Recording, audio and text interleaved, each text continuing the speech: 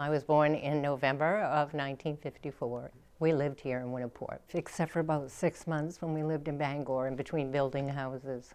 My grandparents, it was under one of the Homestead Acts, so they were given land and a farm to farm. And they were in Millinocket at the time, and they came here to farm the land. I spent a lot of time at that farm as a child because my mother and father built just not even a quarter of a mile up the road. So every day was back and forth to my grandparents. They taught us how to play cards and stuff. There was a lot of fun with that. And my cousins would come and we would stay the night at Grammy and Grampy's. They all knew that Grammy had chocolate cream pie and ginger ale, so everybody wanted to go to Grammy's. When we were kids, outside was our playground, and we did things like softball and hopscotch, tetherball. We had teams, and in the winter we skated and sledding and stuff. We had a nice hill behind our house for tobogganing and stuff. We lived at 119 Coles Corner Road. We lived there until I was in the eighth grade or freshman. When we left, my father had a construction company, and then he had gotten the job as the mailman in town. So he sold the company to my brother, and they also got the house and everything. So my brother is still there. It's still the same phone number as it was when I was a kid. And we moved down here to this house right in the back of the library. My father bought it, and the floors were falling into the cellar. It was just horrible. It hadn't been lived in probably 25, 30 years. And my dad renovated it, and we lived there. He put a big pool in the backyard. And probably a year or two he worked on the house because he did it all himself. There were 6 of us. Yep. There's 23 years between the oldest and the youngest, so some of us were quite spread out. My name was Thibodeau, French family. You have a lot of kids. Yeah, we did the same as we did with our friends, It was outside things. When the boys were little, we would go because we were babysitting them, and we'd play in the sand pile with them, or, skating, sledding, bike riding, anything outside. My father sold a piece of land right next to us, and one of his cousins, and they had 8 children. So we had what we called the loom pile in between us, and we would meet there and play. And there was a frog pond down below with a big tree that went out over the pond. My best friend lived maybe a quarter of a mile or so away, so we would walk back and forth. And my grandparents were not even an eighth of a mile away. So, you walked everywhere when you were that close to town. It didn't bother us to walk. My brother has completely changed the house that we grew up in. It doesn't look much the same now, but what was the 2-car garage is now, he had his office for his construction business in there for a while, but now it's their bedroom and a little den and stuff. So it's changed a lot. Neighborhoods aren't close like they were. Everybody knew everybody. Everybody watched out for everybody's kids. You didn't have to worry, for the most part. In the summer, sometimes we'd be at my grandmother, was right down the road. My other grandmother ran the Frankfort library and lived in that home that contains the library.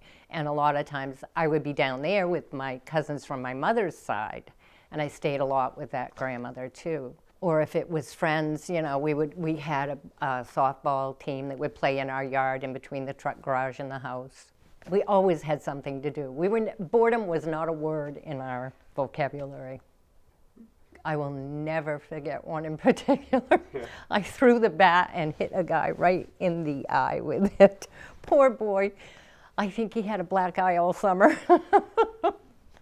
Because I didn't think. I hit a homer and I threw the bat.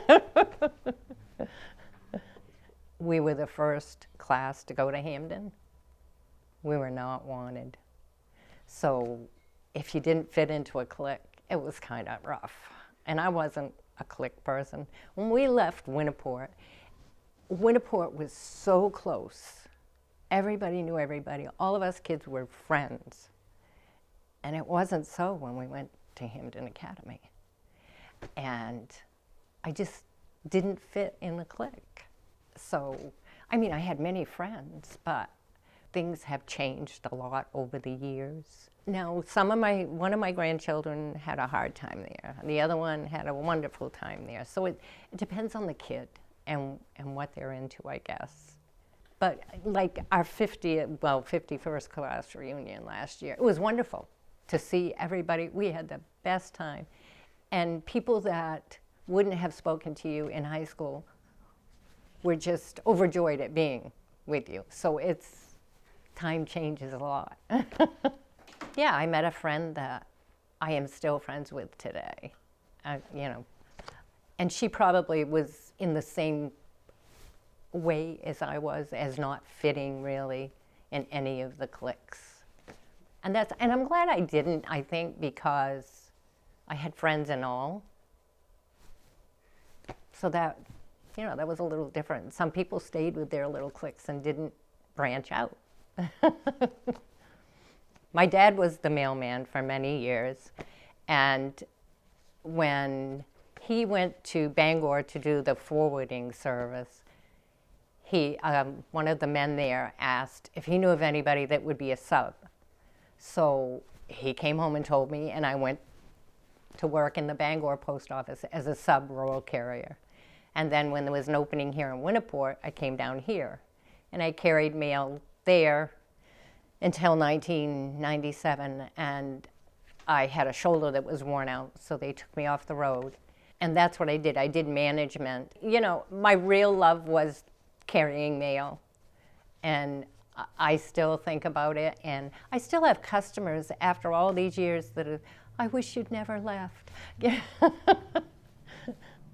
When I was younger, I worked in a surveying office. Then I worked in a gas company I did clerk work and secretarial work.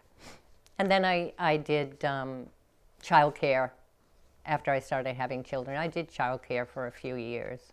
I was very fortunate that when I went to work, my mom ran the water and sewer company out of her living room here.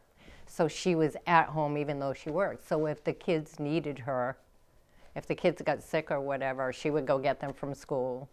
Well, she did all the book work for the water and sewer company. And people would come pay their bills, and they came and paid their bills at Thanksgiving dinner even. As I worked for the Simpsons, they had a grocery store down over the hill here, and then she had a clothing store just up the street, and I worked in both stores. And the Simpsons were a family of 8 also, and a family that we were very close to. So it was like being with family whenever I worked. When I was younger, we had a lot of things going on. The basketball games were in the town hall, which is gone. We had pageants and talent shows, and the whole town would show out at the town hall for these things.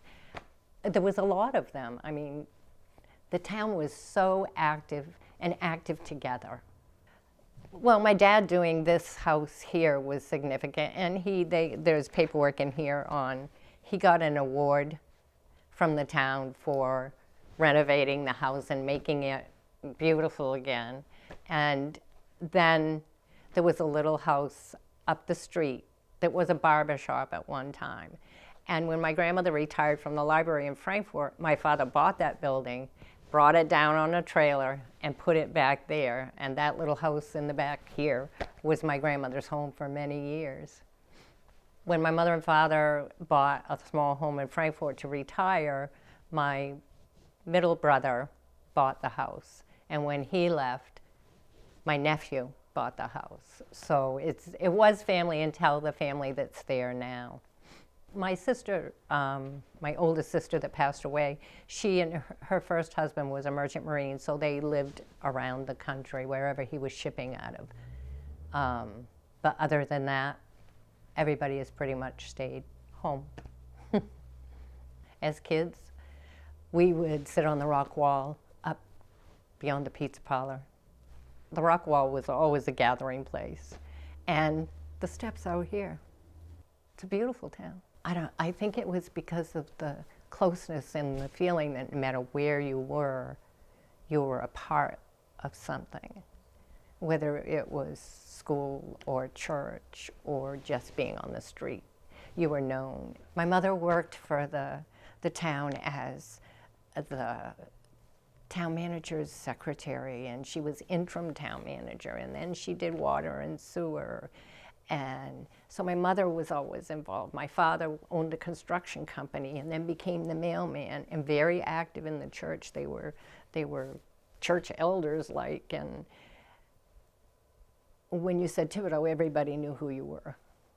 I mean, there were several, the Foleys, the Thibodeaus, the Simpsons, they were like, being Vian Reno Thibodeau's daughter was something else.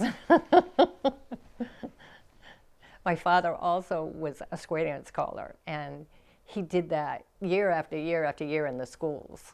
And some of the kids, of course, would complain because they had to square dance, and other kids were just thrilled with it. We had parades every year for Memorial Day, and the 4th usually, and it was, floats, and like we'd build 4-H floats. I was Ringo Starr in the 4-H float. We had the bicentennial, and like I said, many things in the town hall. Every occasion they could think of, they would have something. And we had 4-H, so we monthly met for 4-H. So that was a different group of people. So many people were involved in stuff. The talent shows. Oh my God, they were awesome. I mean, it was real talent. Real talent, a lot of singers, a lot of musicians. And the bands were bands. They had a lot of talent. And it was, everyone came out for those. They were like, my cousin that lived next door, he sang, and he sang so beautifully. You always wanted to hear him sing. You couldn't even fit another person in the hall. People were on the steps with the doors open. Those were really something. I got to tell you something while it's going through my head. You're going to interview another woman here, Teresa Forrest, and her daughter was in my class. And I think it's kind of funny because I went to a birthday party, we all went to each other's birthdays, but I think Teresa Forrest started the cupcake craze because she had cupcakes at this birthday party that I remember, and nobody ever had cupcakes for a birthday party. You had a cake. She started that craze, I swear. People care about each other in this town. They watch out for each other. And it's a great place to raise kids. It's a small town, and even though it's still a small town, it has grown so much. And they have wonderful schools and good people. It's just a good town. When I was working and in the office every day, I'd see people all the time, and the new people I would know. And now it's kind of sad, because even when I go to church, a lot of the church I don't even know. I know more people in Bangor now than I do in Winterport. But life goes on. It's a different, it's somebody new that's experiencing these things. And that's good, because they're still there to experience.